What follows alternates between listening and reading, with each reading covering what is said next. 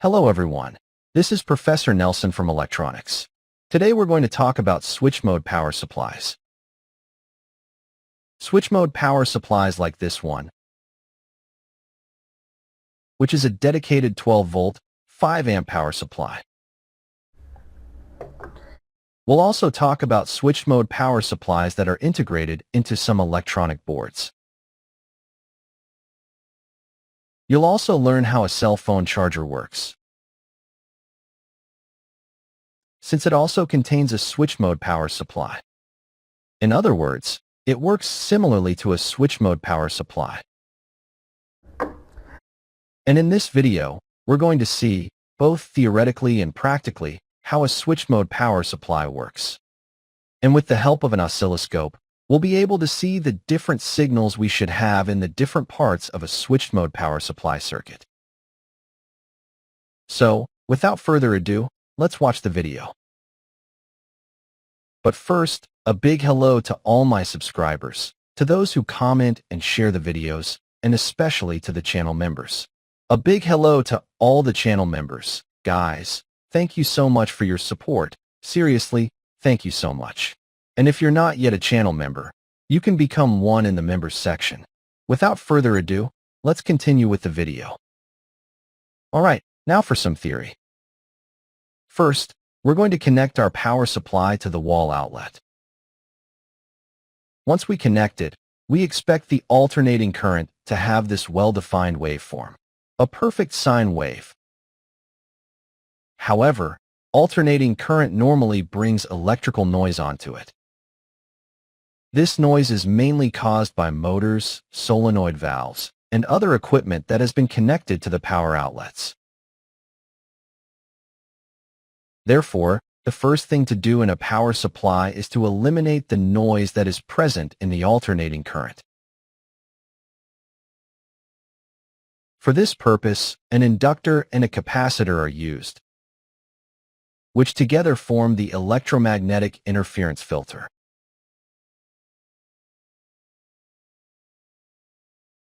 And here we can see the capacitor and the inductors. You will also find them on other circuit boards. For example, here we have our coil and our capacitor. With these components, we can eliminate or attenuate this noise here.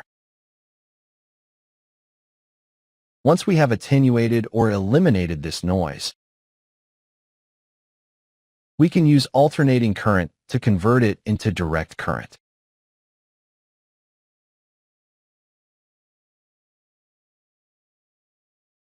We need to convert this current into direct current using a diode bridge,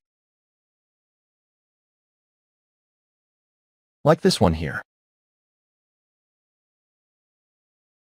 To convert this signal into this pulsating direct current signal.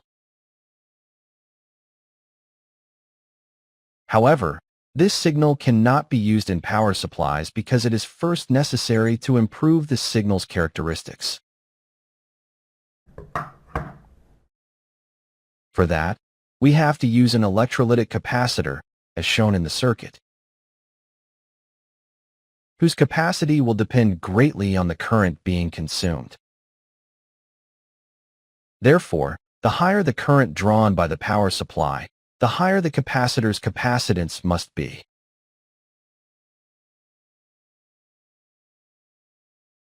Once we connect the capacitor, we will obtain this type of signal. We go from alternating current to pulsating DC. And then we move on to this type of signal, which has a fairly pronounced ripple voltage. However, if we want to improve this ripple voltage, all we have to do is increase the capacitor's capacitance. And that's how we're going to obtain this type of signal, which is a constant direct current without any disturbance. This signal can then be used to energize the transformer's coil. However, let's look at this whole process practically before moving on to a bit more theory. Alright, now let's see how we eliminate the noise present in electrical outlets. As you can see in this signal, we have electrical noise right here. And here we also have noise. This noise is caused by the motors installed in the electrical outlets. And we've seen that to eliminate electromagnetic noise, it's necessary to use a coil and a capacitor. Just like we see in this power supply, we have our coils and our capacitor. However, this time we're only going to use a capacitor like this one here to see how much it reduces or attenuates the electrical noise. So, pay attention to the oscilloscope.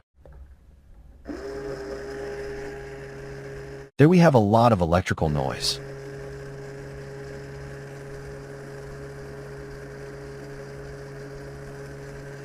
Now we're going to add the capacitor.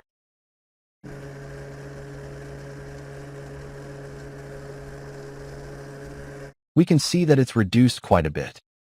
But if we remove the capacitor, the noise returns. It's similar to this. We add the capacitor, and it's reduced quite a bit. And with the help of the coil, that electromagnetic noise would surely be significantly reduced. Very good. Now we know how to eliminate that noise and how important these components are. Now let's move on to the next stage, the full-wave rectifier. Very good. Now we're going to use a diode bridge to convert the alternating current into pulsating direct current.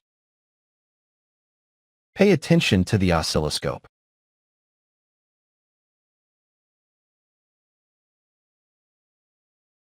And there we can see that we have pulsating direct current, thanks to the diode bridge we're using. However, this signal can't yet be used in the power supply. To use it, we need to install an electrolytic capacitor, like this one here.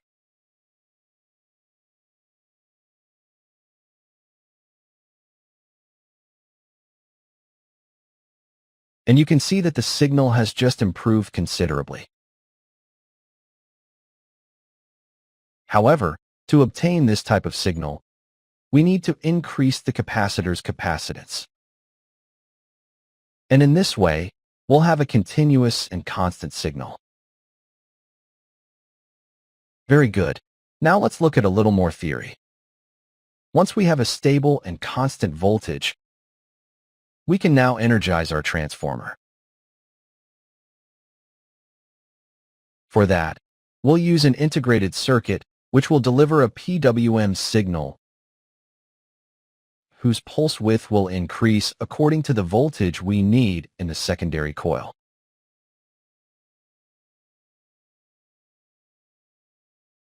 However, when we apply a square wave signal to a coil, what we'll get in the secondary coil is a signal like this one here. A square wave signal, but alternating current. To eliminate the negative square wave signals, we'll use a Schottky diode like this one,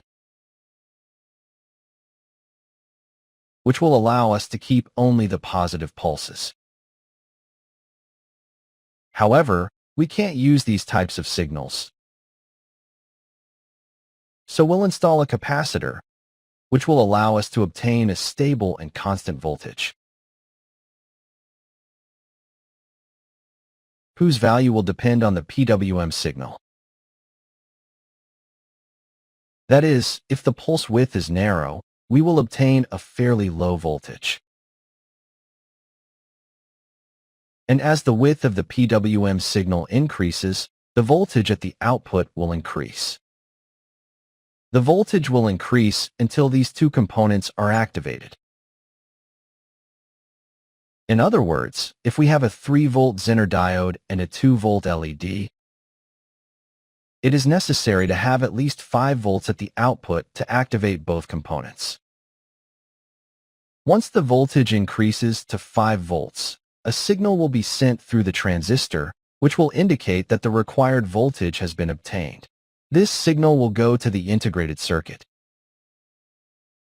The integrated circuit will stop increasing the pulse width of its PWM signal, keeping it constant and stable, and in this way, it will maintain a constant and stable voltage at the power supply output.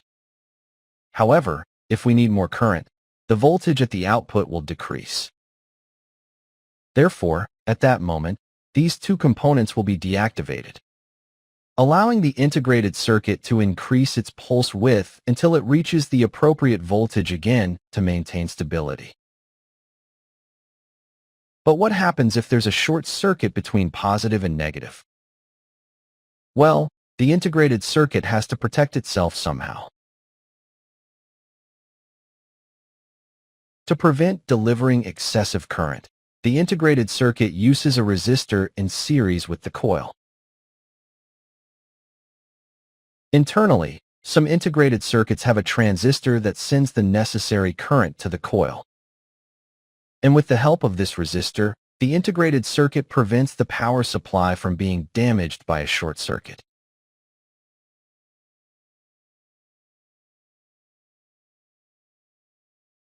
For example, on this board we can see the oscillator circuit, the transistor, and the Schottky diode.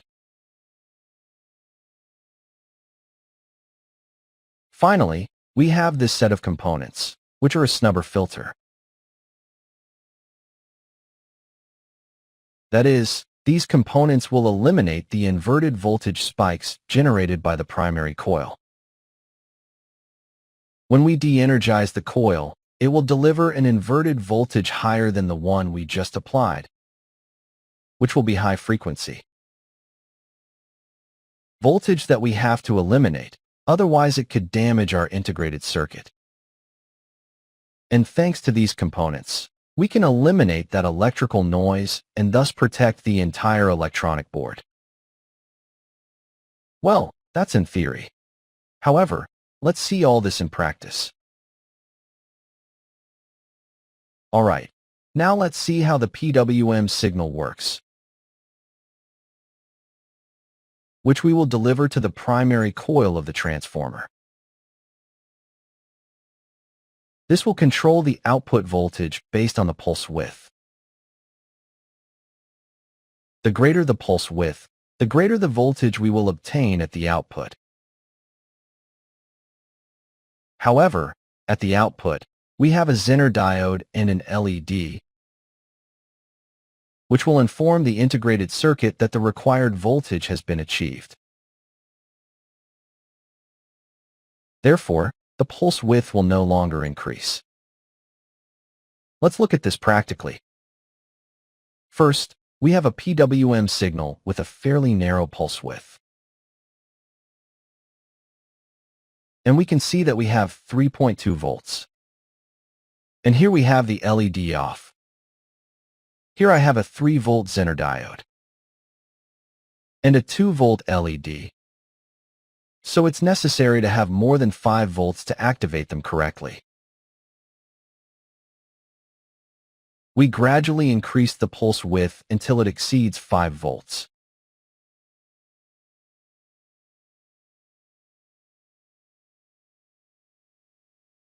Notice that the LED has just become quite bright, and the pulse width has just increased slightly. However, what happens if I replace this Zener diode with one of a higher voltage? Here I have a 4.7 volt Zener diode. Plus the 2 volts from the LED, we would need more than 6.7 volts to light the LED. Remember, we're at 5 volts.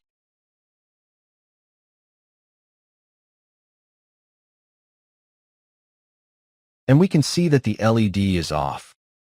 Therefore, it's necessary to increase the pulse width to obtain 6.7 volts, and thus light the LED and signal to the integrated circuit that we have obtained the necessary voltage.